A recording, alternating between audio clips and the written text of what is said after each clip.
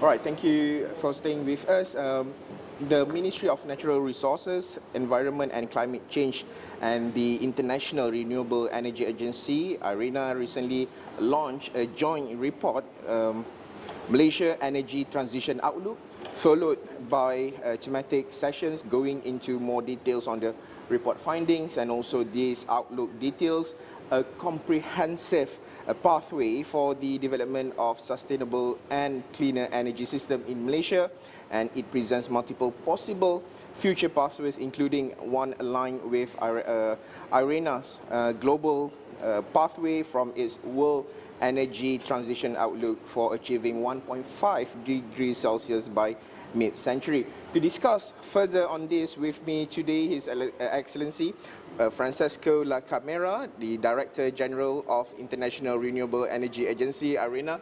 Excellency, thank you so much for being with us. First of all, maybe you can share the main outcome and also highlights from the Malaysia Energy Transition Outlook report. So naturally, as you just, first of all, thanks for having me. Thank you. With you today. And as you have anticipated, the Outlook is designing a pathway to be able to get net zero in 2050. So we outline what has to be happening in terms of the technology to be used, and try also to understand to have some intermediate targets along the way. Just to give you an example concerning the solar into the grid, we imagine to have 70 gigawatts in 2030 and moving to 150 in 2050. We have to consider that AI in Malaysia, we will have a good economic growth. Population is rising, so we need to work both in the two sides of the medal, trying to contain the demand through the increase in the efficiency of the system. We talk about 2.5% of increasing energy efficiency, and from the other side, try to provide for a smooth decrease of the oil and gas into the energy system, provide for more renewables, including green hydrogen, be in the grid. Your Excellency, I've been informed that Malaysia needs around 400 billion USD in terms of investment to achieve the target of net zero in 2050. Maybe your thoughts on, especially on wider look at the energy transition in Malaysia in terms of near and also long-term trends, demand sectors, and also implications for power, key technologies, investment needs and costs. So that's what we have outlined in our report concerning the cost. We have made an estimate that included investment in the technologies, but also investment into the grids. Also important, you have mentioned some of the numbers, they're related to the costs, but we have to also to make a reference to the benefits. So we are estimated that going into the direction that we have outlined, this will mean saving every year something between 9 to 13 billion of US dollar per year. So if you make the sum, the benefits will be much more than the cost. So naturally, this transition it has obliged us to put policies and investment in place, but from the other side, the revenues will be much higher. So it's a world opportunity that is opening, and there is this ambition that came from the world of the minister for Malaysia to become a kind of hub for the clean energy of the future into the region.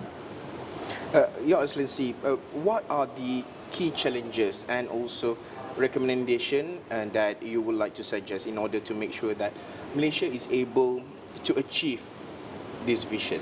In the report, we made 5 recommendations.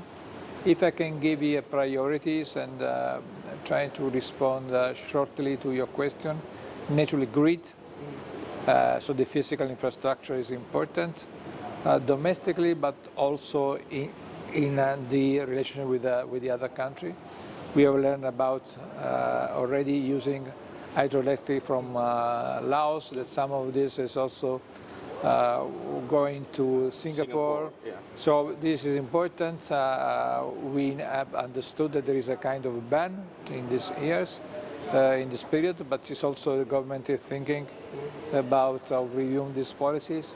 And naturally, in the medium term, the interconnection with the other countries, with the neighbor countries, will be relevant if you want to play really a role of hub. In the same time, it's important that the legal environment could be more favorable for investors to come and invest in Malaysia. So I think that these are two among the key recommendations that are coming from the report.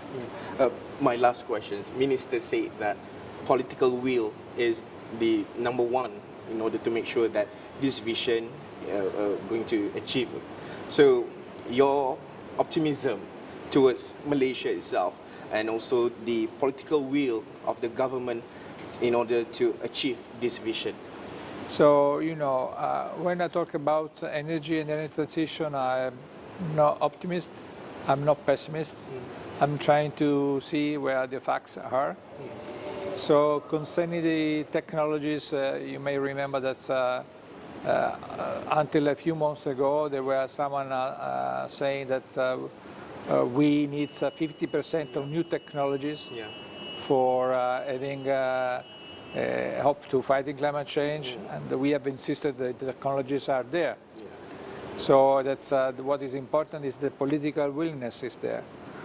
Concerning the reality, it seems evident that the political will exists. But what is important is not the political will of the minister. And what the minister is trying to do in insisting on this is trying to have a cohesive, inclusive approach where all the stakeholders believe in the fact that the major opportunities for the future of Malaysia are coming from accelerating the energy transition. So the political will is how the society react positively. And I think that I've said many times today, it seems that here there is all the opportunities for accelerating the path. Yeah. Hopefully it's not just document, not just a plan, but the implementation is the most important thing in order to make sure. Yeah, that's obvious, but you cannot also not have implementation if you don't have the plan. Yeah, of course. So here there is a clear pathway for Big Orient with the ambition to get net zero by 2050. We have already expressed to the minister. The minister has asked us to look together at the implementation. Excellency, thank you so much. His Excellency Francisco La Camera, the Director General of International Renewable Energy Agency, IRENA. Thank you so much for being with us. Thanks to you. Thanks for having me.